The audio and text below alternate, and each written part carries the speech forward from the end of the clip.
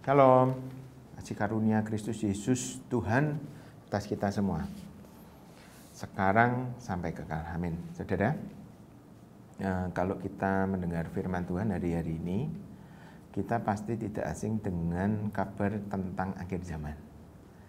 Nah, saudara, hampir semua kabar tentang akhir zaman ini memang menunjuk pada tanda-tanda Alkitabiah yang mulai digenapi.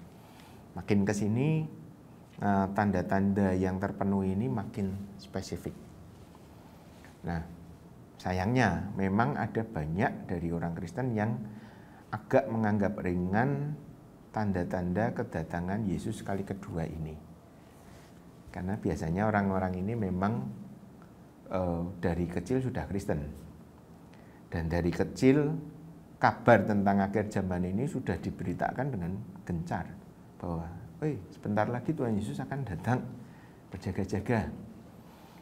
Ini akhir zaman, berjaga-jaga. Nah, saking seringnya berita akhir zaman ini, kebenaran ini disampaikan, maka lama-lama jadi kebal karena ditunggu-tunggu sudah berpuluh-puluh tahun kok enggak datang juga Tuhan Yesus. Nah, sikap ini harusnya tidak boleh ada pada orang percaya, tapi ini juga sudah dicatat di dalam Alkitab bahwa nanti orang yang terdahulu jadi yang terakhir jadi yang terdahulu dalam mempercayai kedatangan Tuhan Yesus. Karena saking seringnya dengan kabar Yesus mau datang tapi tidak datang juga. Nah, urgensinya dari pesan ini bagi sebagian orang Kristen ini jadi pudar. Nah, ini tidak boleh dibiarkan.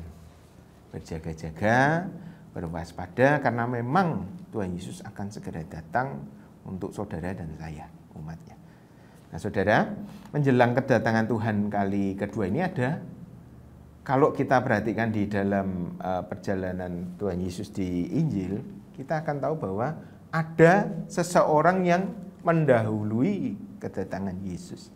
Dan nama orang itu adalah Yohanes Pembaptis. Nah, nanti kita akan bahas ini, karena ini mendasar sekali.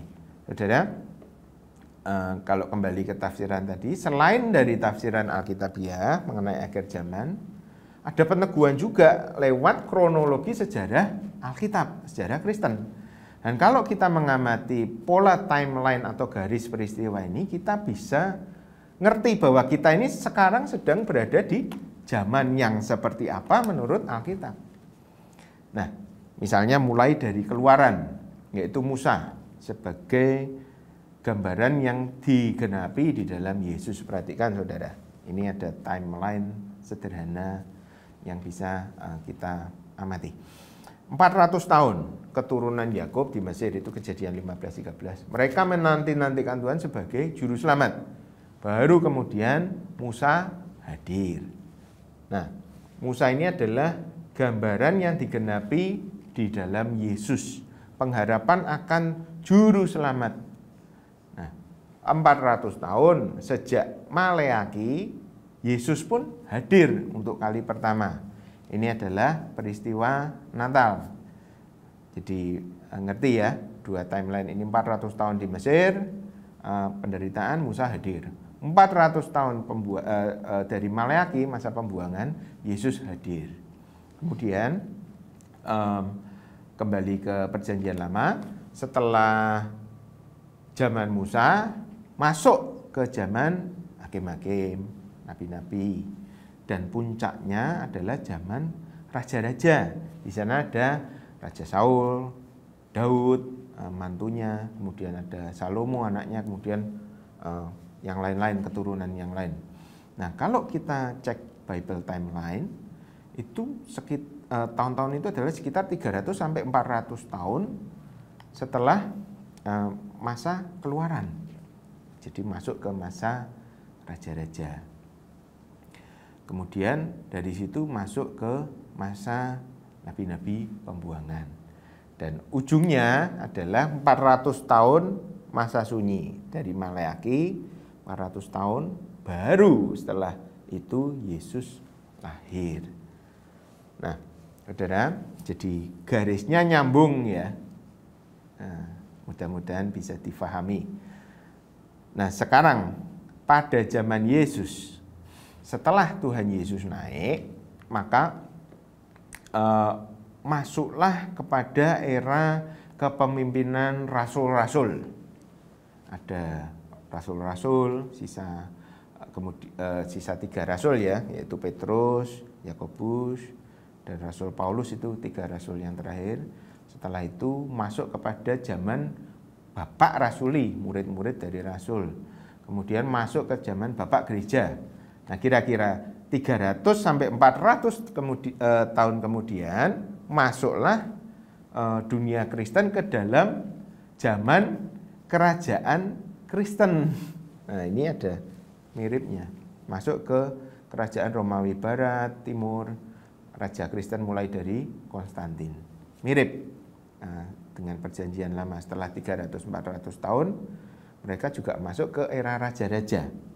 Baru setelah itu masuk ke masa sunyi. Nah, sekarang pada masa kita, zaman kita sekarang ini, setelah lewat era kerajaan Kristen, masuklah kita pada zaman ini. Dan ujung dari harapan Kristen masa ini adalah kedatangan Yesus Kristus kali kedua. Jadi kalau kita perhatikan pola garis waktu sejarah Alkitabiah atau kronologi Alkitab ini, maka ini pun menggenapi bahwa kita kurang lebih sedang masuk ke dalam sebuah masa penantian, masa hari-hari di mana kita menantikan Yesus datang. Nah, ingat, dulu kedatangan Tuhan Yesus diawali oleh kehadiran Yohanes Pembaptis. Nah, saudara, di akhir zaman ini kita semua benar-benar menantikan sebuah kebangunan rohani yang dahsyat.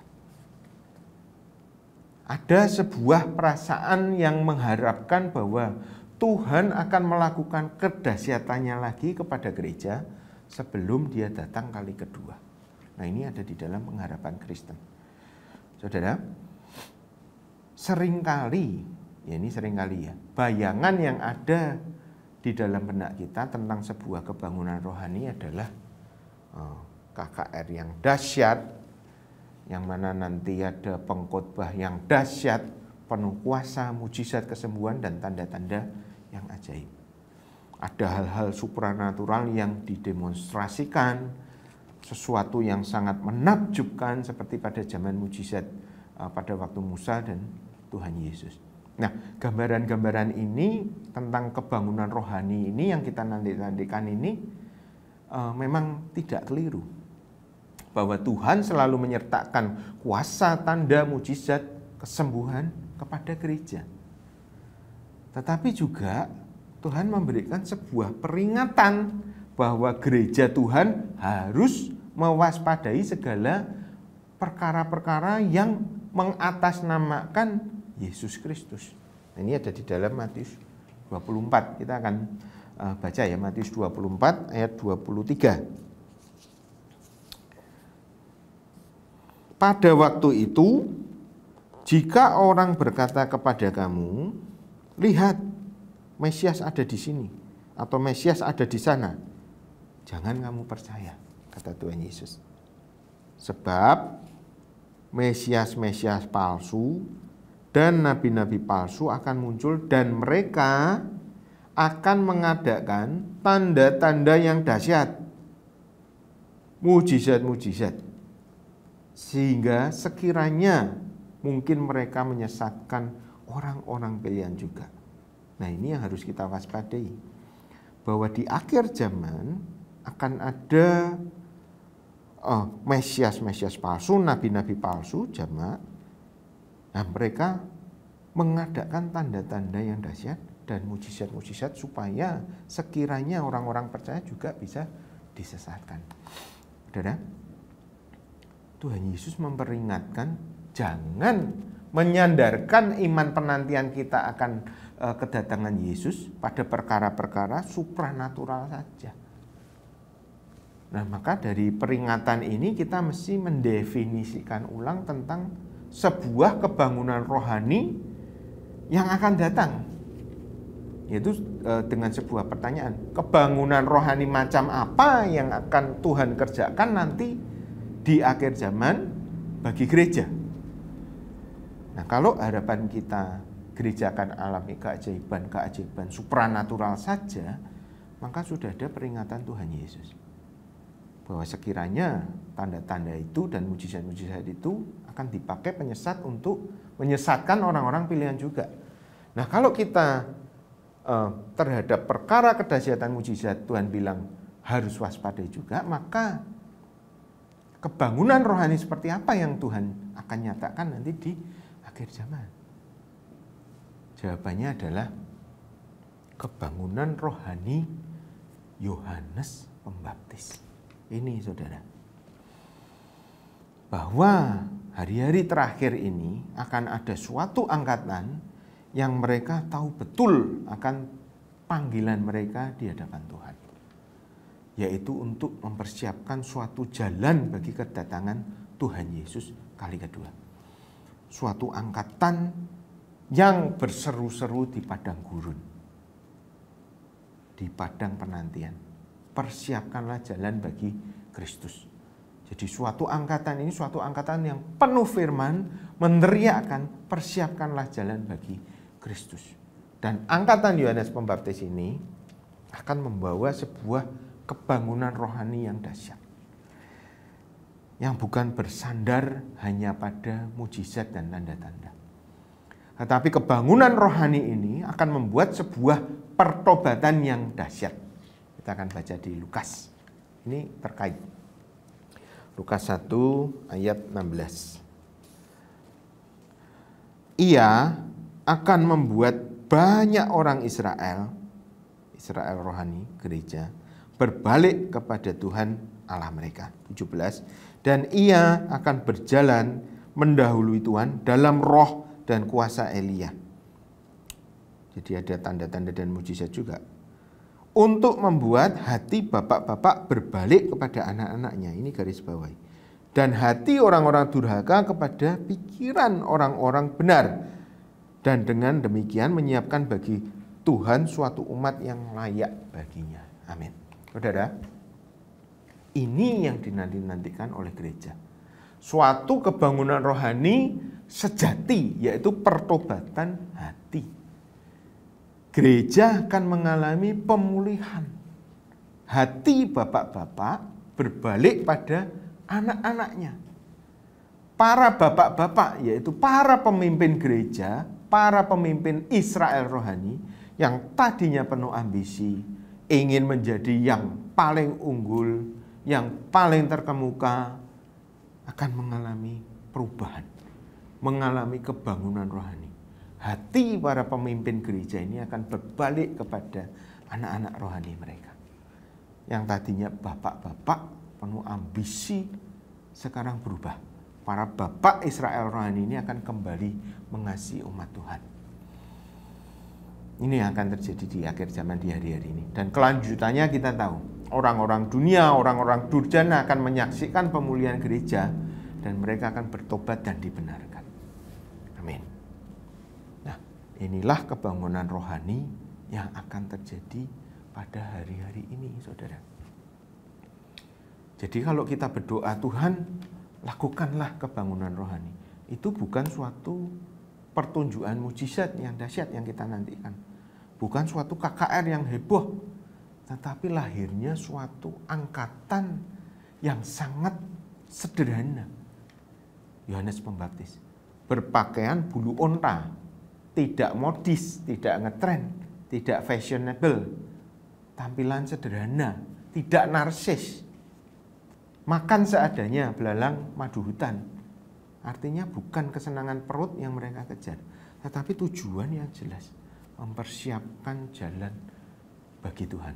Dan mereka tenggelam, mereka berendam di dalam firman Tuhan.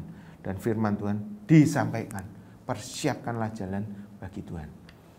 Yang mana itu akan menghasilkan suatu kebangunan rohani yang dahsyat. Gereja Tuhan dipulihkan dari hal yang sia-sia kepada satu pertobatan. Dan dunia lihat dan menjadi percaya kepada Yesus. Nah, Setelah itu kesudahnya kita tahu bahwa Tuhan Yesus akan datang dalam kemuliaan, bukan sebagai bayi, sebagai Raja atas semesta. Amin. Saudara, kiranya pengharapan kita akan kedatangan Yesus menjadi semakin kuat dan semakin teguh. Dan kiranya kebangunan rohani yang sejati segera dialami oleh gereja Tuhan di seluruh penghujung dunia. Amin. Tuhan Yesus memberkati kita semua. Jadilah teguh di dalam menantikan Tuhan Yesus Kristus datang kali yang kedua. Shalom.